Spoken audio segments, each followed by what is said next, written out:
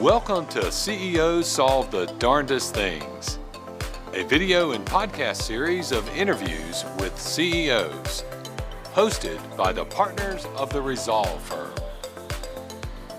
Hi, and welcome to CEOs Solve the Darndest Things.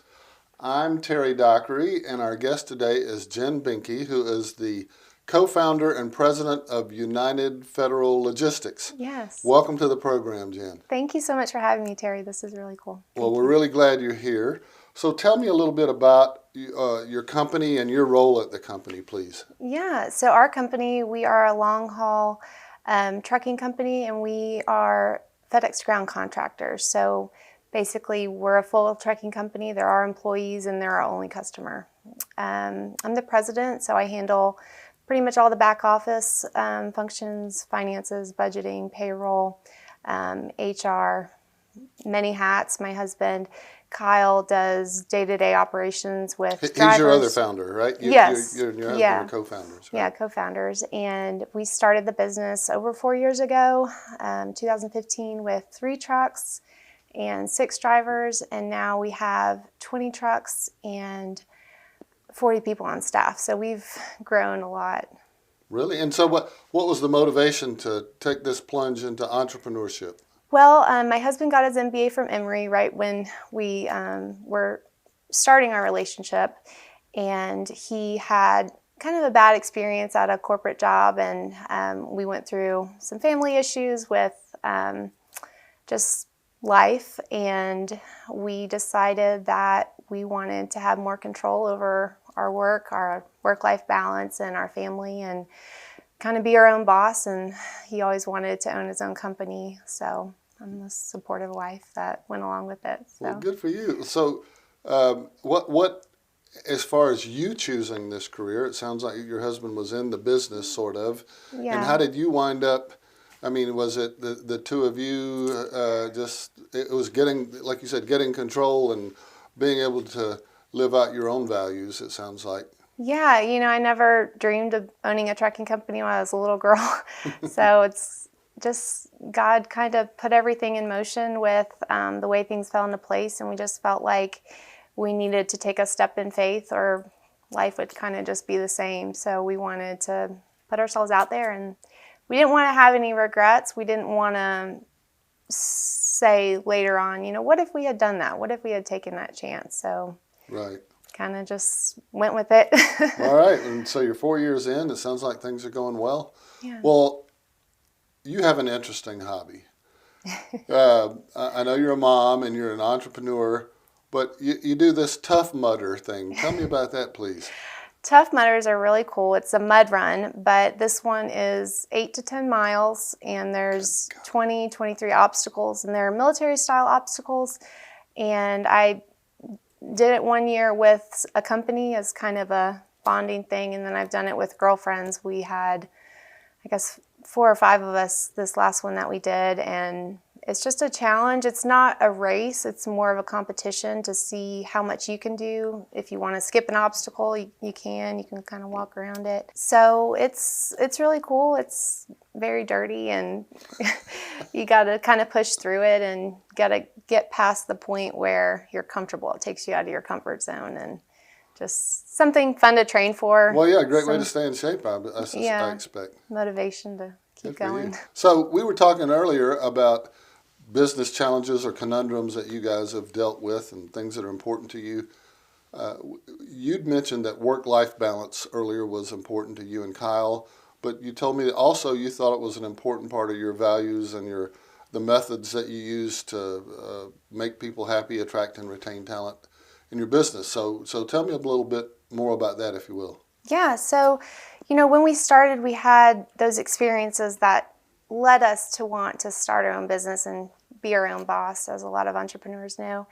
And we're a great team. We have different strengths. And one thing we wanted to do was make sure that as owners, we also had a good work-life balance. And with, small business, you want to make sure you're using your resources wisely. So we kind of wait till the last minute to really hire someone.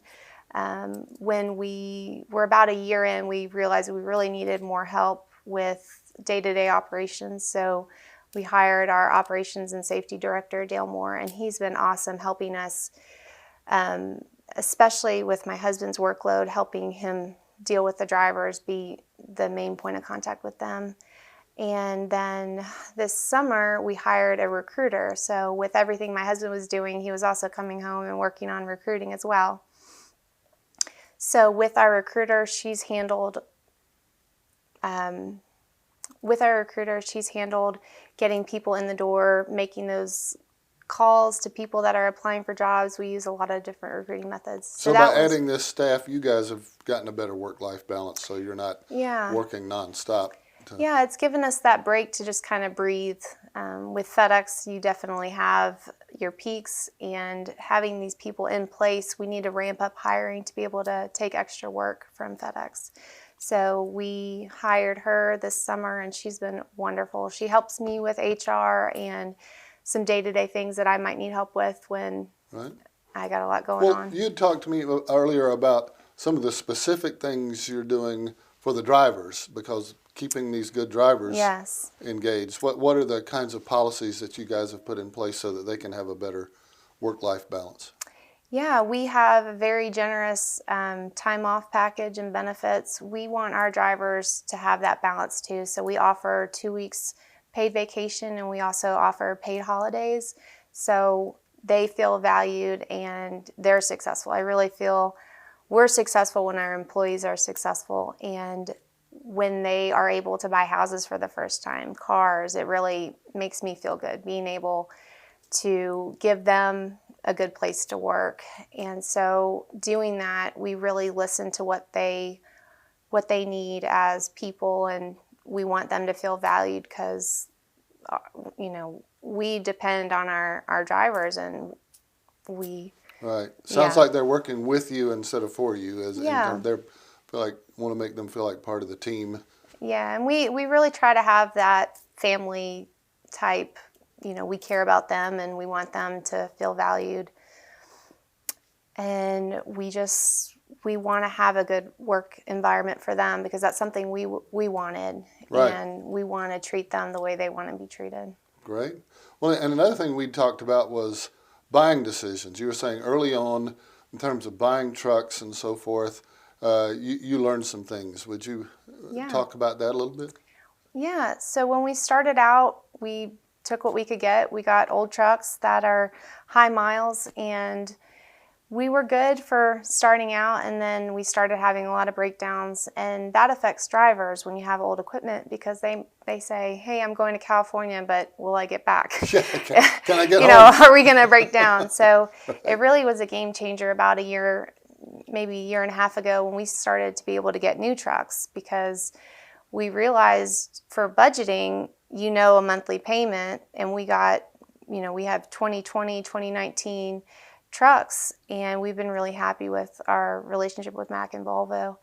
But having good trucks also shows drivers that we value them. We want them in new equipment, and it helps with retention because they like driving new trucks. We have automatics, and we had talked before that a lot of drivers now have automatic restrictions, so they can't even drive a manual 10-speed, 13-speed truck. Well, the old joke about drivers shifting all the time. Yeah. Trucks now, it's like an automatic transmission on a car. The truck is still shifting, but they can be safer. They can push the accelerator and the truck does all the shifting. Yeah, and we have great safety equipment on our trucks, automatic braking, lane departure. So if you start to drift, the truck will pull you back unless you have your blinker on. And when we had older trucks, we actually had an incident where a driver hit someone going 3 miles an hour.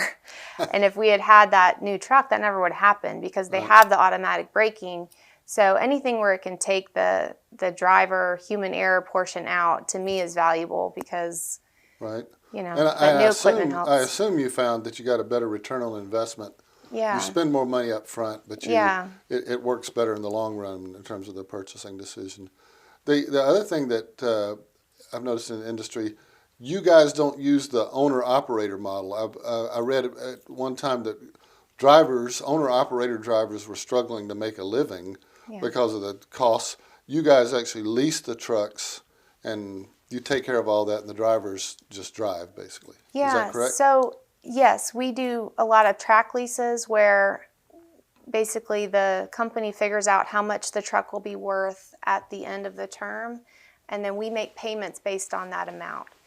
But yes, we do all company W-2 employees, and it's great because they can just focus on driving, and the return on investment, like you talked about, it's easier to budget and say, okay, this is the monthly payment, this is the maintenance contract, and kind of prevent these big, when we had old trucks, you'd be hit with $8,000, $10,000 repair, and you're trying to scramble, and Right. we spent a lot of money on repairs, and then we got some good terms. We regular folks think that taking a car in for repair is expensive. I bet you take a tractor in, and it's very expensive, it sounds like. Well, Yeah. so how about trends in your industry? When you look down the pike, the future, look down the pike, that's a trucking metaphor.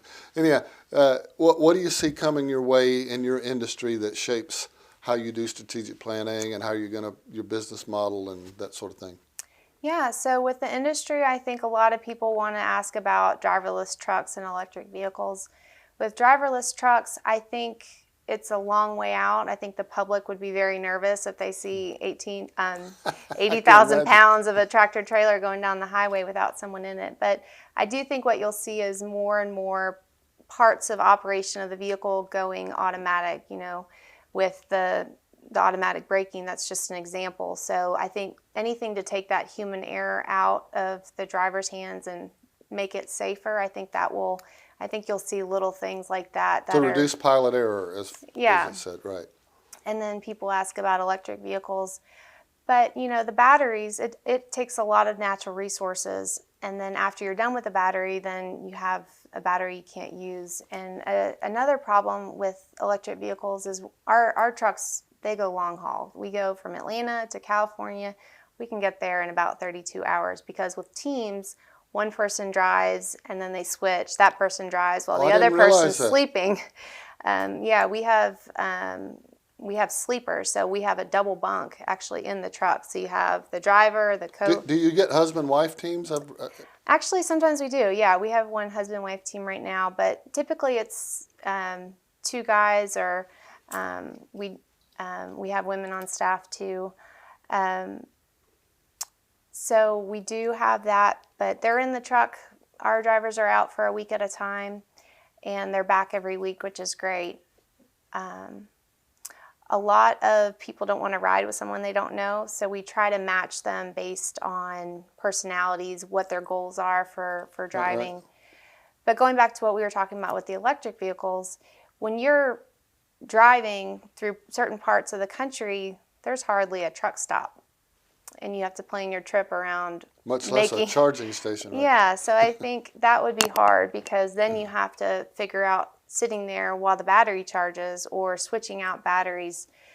And there's a lot of older trucks. I think as technologies get better, people are going to want to get newer trucks. So I think we're kind of far out on electric vehicles as well. Right. Well, as you guys look at these trends and the conundrums or the challenges they present for you and the industry, how do they affect your customers, your clients, and what are you guys doing to make sure they get the best customer service these days? Yeah, so with FedEx Ground being our only customer, we really focus on safety. We run under their DOT authority, meaning we share liability with them, and safety is number one. We really, that's what keeps me up at night. If I really worry about things, is drivers being safe on the road. And with FedEx, you want to be on time, especially during the holidays. You don't want Susie to miss her Christmas present. So on time and safety is what we really focus on. And having good equipment, that's huge. That goes back to that, because you don't have a breakdown, then you have to get the load recovered, and then you may miss service.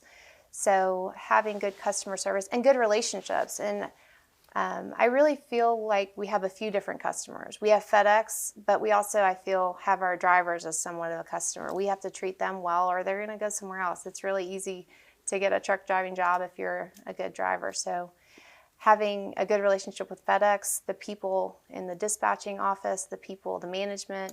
So we want everyone to have a good relationship. So we want our drivers to be respectful to the FedEx employees, so they have a good interaction, a good relationship, because that does go a long way when they get in a crunch and they need someone. They know, hey, I can call United Federal, they're going to be here, they're going to be on time.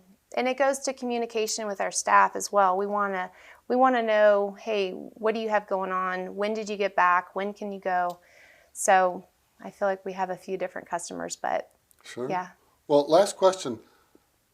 I keep reading that Amazon is getting to be one of the biggest logistics trucking companies. That like UPS and FedEx were the big players, but now it's become. What do you guys do any business with Amazon? When you're factoring in, how are we going to run this business? How does it affect your thinking these days? Amazon is a huge thing people always want to talk about as well. They're a big industry disruptor. Amazon is really, really customer-centric focused. They want to give the customer a great experience. They want it there as quickly as they can, and they really focus on cutting costs that way. So as a carrier, it's not the best to work for them. We actually evaluated working for Amazon, and we would have to pay our drivers about 20 cents less to have the same what we're getting with FedEx, and it just wasn't cost effective for us at the time.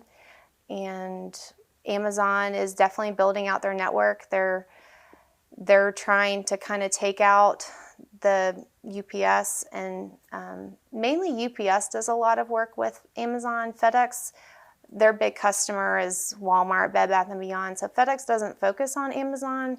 So UPS does, though. So they are going to be more affected as Amazon gets bigger. But they are trying to build out a network, get their own delivery, long haul. They have, so they're building out distribution centers. So Amazon is a big disruptor. So to you the have industry. to keep them in mind, but they're not affecting you directly as we're much not, right now, it sounds like.